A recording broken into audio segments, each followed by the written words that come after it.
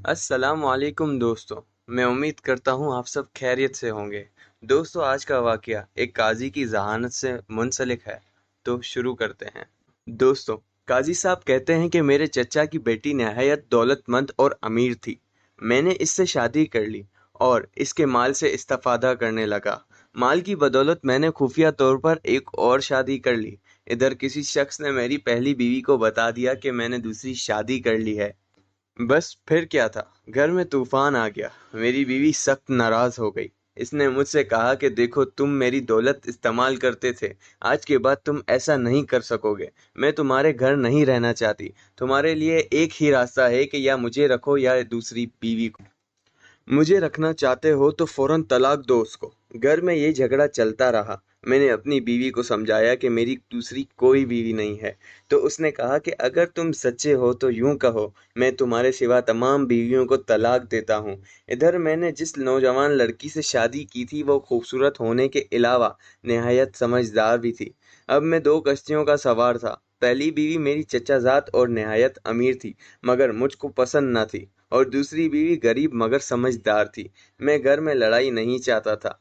पहली बीवी ने मेरा खर्चा बंद कर दिया था। अब मेरे लिए इसके सिवा कोई चारा न था कि कोई ऐसा तरीका इख्तियार करूं कि मेरी पहली बीवी भी राजी हो जाए और इसको तसल्ली हो जाए कि मैंने कोई शादी नहीं की और दूसरी बीवी को तलाक भी ना देनी पड़े। काफी सोच विचार के बाद मैं अपनी दूसरी बीवी के पास गया और उससे कहा कि तुम अपने हमसायों के पास जाओ, उनसे एक उम्दा और खूबसूरत लिबास ले लो और फिर खूब बन सवर कर खुशबू लगाकर पहली बीवी के पास जाओ, ताकि उसे एहसास हो जाए कि तुम निहायत अमीर और मालदार औरत हो। मुलाकात के बाद खूब रो रो कर आंसू बहाना और उसके हक में खूब दुआएं करना। जब वो तुम्हारे किरदार से मुतासिर हो जाएगी तो यकीनन तुमसे पूछेगी कि बहन, तुम्हारी मुश्किल और परेशानी क्या है। अब तुम उसको बताना कि मेरे चचा जाद ने मुझसे शादी की है और मुझे बताए बगैर दूसरी शादी भी कर ली, और मेरा माल अपनी दूसरी बीवी पर भी खर्च कर रहा है। मुझे तुम्हारी मदद की ज़रूरत है बहन। क्योंकि तुम्हारा खाविंद काजी है, इसलिए मेरी मुश्किल और परेशानी बयान करो। मेरी सिफारिश करो कि मेरे साथ इंसाफ करे और मेरे शौहर को अदालत में बुलाकर इससे पूछ गछ करे। जब वो तुम्हारी बात सुनकर तुम्हें मेरे पास ले आएगी तो बाकी मामला मैं खुद संभाल लूंगा। मेरी तदबीर निहायत कामयाब रही। मेरी हिदायत के मुताबिक मेरी नई बीवी ने निहायत खूबसूरत लिबास ज़ेब तन किया और एक मालदार औरत के रूप में हमारे घर आई। मैं इस वक्त घर पर ही था। इसने आते ही ज़ोर ज़ोर से रोना शुरू कर दिया। मेरी पुरानी बीवी ने इसके आंसू पोंछे, उसे चुप कराया, इसकी दिलजोई की और कहा कि बहन, बताओ तुम्हारा मसला क्या है, क्यों रो रही हो। अब इसने मेरे कहे हुए अल्फाज दोहरा दिए। इसने फौरन कहा, बहन, मेरा शौहर काजी तो तुम्हारे शौहर से भी बदतर है। वो भी मुझे धोखे में रखकर दूसरी शादी किए हुए है। ये कहकर वो मेरी नई बीवी का हाथ पकड़े हुए गुस्से में मेरी मजलिस में आई और कहने लगी, इस बदनसीब बीवी का हाल भी मेरे ही जैसा बुरा है। इसकी बात सुनो और इसके साथ इंसाफ करो। मैंने नई बीवी से पूछना शुरू किया, क्या बात है, क्या शिकवा लेकर आई हो। इसने जो कुछ सिखाया पढ़ाया गया था वो अर्ज किया।